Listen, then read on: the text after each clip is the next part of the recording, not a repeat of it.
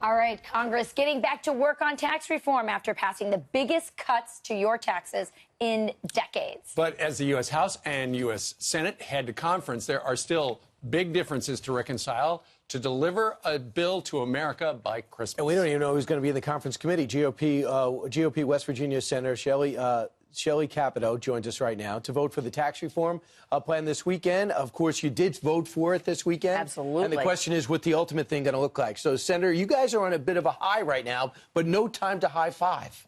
No, but we are at the 10-yard line. We are on the way. I mean, I think we moved the Senate bill to look a little bit more like the House bill so we could iron out differences, I think, in an easy fashion. Some of the major differences are pretty much gone. What's your biggest concern? Well, time is always a problem. And the more time that goes, I think the more nitpicking and the more likelihood that one member or another may find a certain thing they don't like. So I think we need to be compact here. We need to have a good conference, listen to ideas, and move it forward as quickly as possible. So liberals are on the attack, and no surprise on this GOP plan. They're actually invoking Jesus, the Bible. Isn't this the height of hypocrisy? I mean, these are the same people who promoted and supported Obamacare, which, hurt people's religious liberty, forced the Little Sisters of the Poor to, choose between insurance and their religious conscience. Well, if I could just respond to that. I mean, I live in a state, West Virginia. Over the last 8 years during the Obama administration, our economy hit the tank.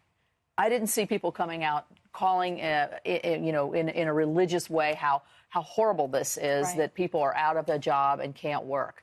So I think what we need to keep focus on is getting this economy moving, getting people back to work, and that's where I prefer to put You're so right. Millions of people fell into poverty under the Obama economy, and the liberals never talk about it. Here's one of the tweets that Chelsea Handler, the comic, said. What Republicans did last night to the poor and middle class in this country to reward huge corporations and the very wealthy is sickening. So for all the religious beliefs you hold, rewarding the people who fund your campaigns must be somewhere in the Bible.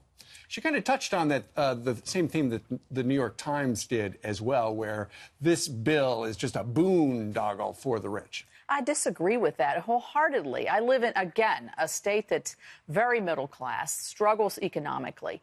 83% of the people that file in West Virginia use the standard deduction, use the child tax credit. Those are doubled. That's significant help. In the new bill. In the new bill. So and then that's right at the working family. And as we look at the two differences, we have a full screen with the Senate, some of the bullet points the Senate has and the House has, and how you guys got to work it out. Where's Joe Manchin on this?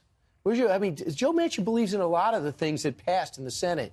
Why have you talked to you about? Absolutely talked to him a lot. It's a small state, and I've known Joe Manchin for years. Is he close to coming along with it? I was disappointed that he didn't vote with us, but there's still time. And yeah, but looking at that list, anything that stands out, if I was to pick out one thing that the House has and the Senate has, or vice versa, that really think will be the sticking point, what do you think it'll be? I think that maybe the estate tax full elimination and not. I think that's a negotiable event. I think all of the rest of those are pretty much in solid. Wow. Yes. More winning. Yes. We're going to get this across the finish line for sure. All right, Senator. Senator, thank you very much. Great to have you on the Thanks for having me on. Thank you. Good to It's a pleasure, Willie. All right, nice to see you, Senator.